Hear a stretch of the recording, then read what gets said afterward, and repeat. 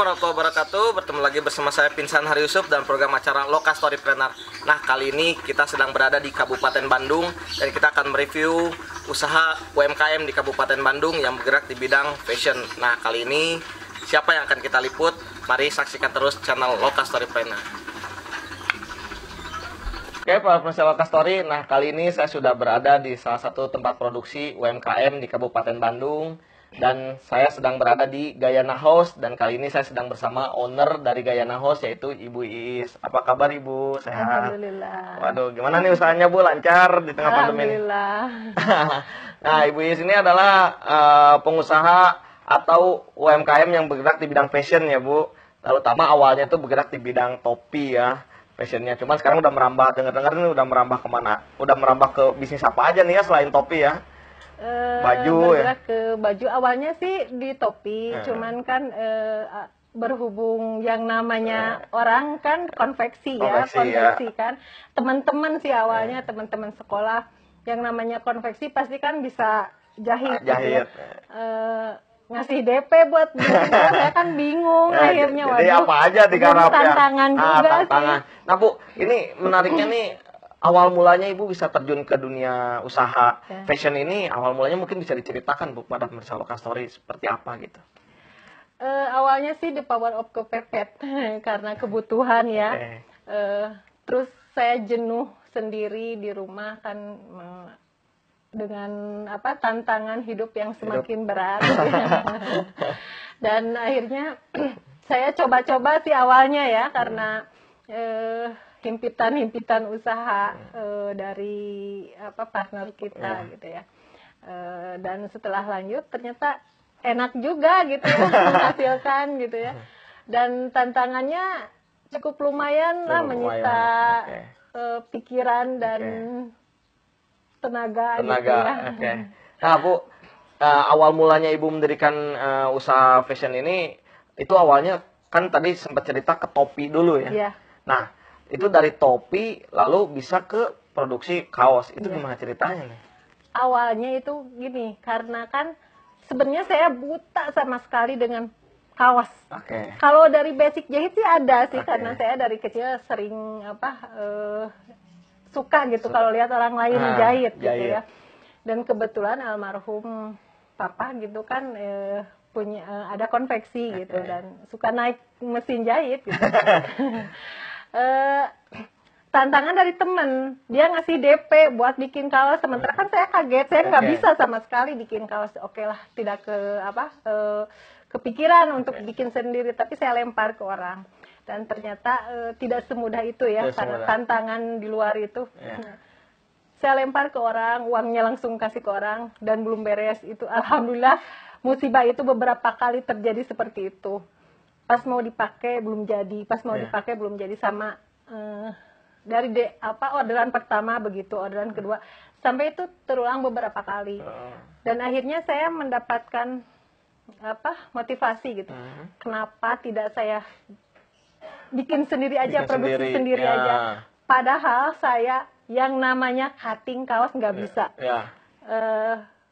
Jahit kaos sama sekali tidak bisa. Dan alhamdulillah tantangan itu terjawab sudah gitu ya, dengan hasil sekarang gitu ya. Sekarang juga saya tahu Ibu bukan cuma punya pekerja menjahit ya, tapi Ibu juga ibaratnya dari hulu ke hilirnya Ibu punya ya, dari mulai produksi sablon, bordir, bahkan jahit. Dan yang menariknya lagi nih, tadi saya lihat juga ke tempat produksi, sendal pun ada ya. Sendal hotel, busana muslim, semua yang bisa dijahit intinya. Ini luar biasa sekali. Jadi Bu Is ini menurut saya pengusaha yang memang bukan kaleng-kaleng nih ya. Tidak menyia-nyiakan kesempatan gitu ya. Dihajar. Ibu, kalau boleh tahu nih Bu, untuk strategi pemasarannya sendiri, apakah Ibu hanya melalui pesanan saja atau memang Ibu juga produksi produk yang memang brand Ibu atau bagaimana Bu? Awalnya sih dari produksi brand sendiri gitu ya. Tapi berdasarkan kebutuhan kita juga karena karyawan nambah terus gitu ya. Jadi kita menjadikan white label juga. Jadi orang-orang yang punya brand. Kita terima jasa produksi juga. Jasa produksi di sini. Jadi nerima maklum juga ya. Nah kalau boleh tahu Bu, sekarang karyawannya udah berapa banyak nih? Alhamdulillah adalah sekitar 20 penjahit. 20 penjahit. Kadang kan keluar masuk ya kalau tukang jahit sampai 30. Terus sablon ada 15 orang. Nah, untuk orderannya sendiri memang pribadi personal ataukah dari instansi-instansi? Macam-macam kan. Macam-macam. Ada personal, ada perusahaan, ada instansi, ada komunitas juga. Jadi digarap semuanya ya. Semua dihajar. Nah, berarti buat para pemirsa Loka Story Planner nih, baik dinas, instansi, perusahaan dan segala macam yang mau bikin bajunya mungkin bisa nanti menghubungi Gaya Naos ya Bu ya. Nah Bu, kalau boleh tahu nih ya, namanya dalam sebuah usaha pastinya kita nggak hanya usaha aja ya Bu, tapi juga mungkin ada proses gitu ya. Sebelumnya apakah Ibu juga pernah mengikuti pelatihan-pelatihan atau ada penghargaan yang pernah didapatkan sama Gaya Naos Bu? Pelatihan-pelatihan alhamdulillah dan kita bergabung dengan UMKM Kabupaten Bandung, dengan provinsi.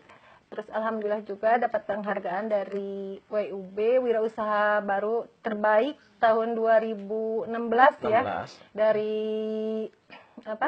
Gubernur Jawa Barat. Saat itu zaman Pak Ahmad Heriawan ya. Betul. Kemudian 2017 dari Bapak Bupati Kabupaten Bandung yaitu Bapak Haji Dadang. Oke. Nah, berarti lain-lainnya alhamdulillah penghargaannya udah lumayan banyak, pelatihan yang didapatkan juga udah banyak nih ya. Nah, ini produknya Bu paling jauh pemasarannya udah kemana nih?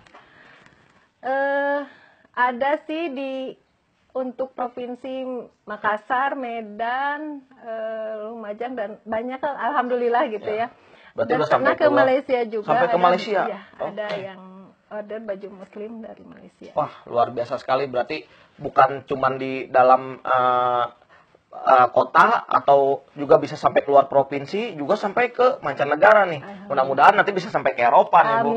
Ekspansi produk-produk luar ya. Oke. Nah, pemirsa Loka Story, ini dari Bu Iis nih pastinya para pemirsa Loka Story pengen tahu juga nih Bu ya, hasil akhirnya yaitu adalah omsetnya Bu. Kira-kira nih kalau boleh tahu omsetnya Ibu sekarang udah berapa nih per bulannya nih?